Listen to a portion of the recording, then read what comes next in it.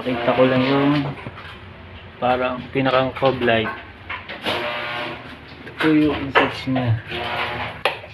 Nakamolding lang po siya dito.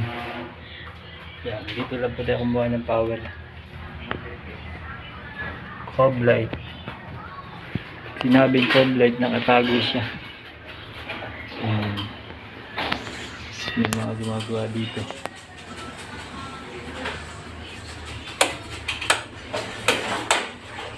Meron pa dito, hindi pa tapos.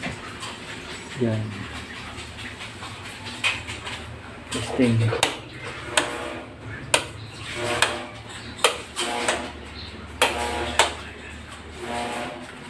Yung isa.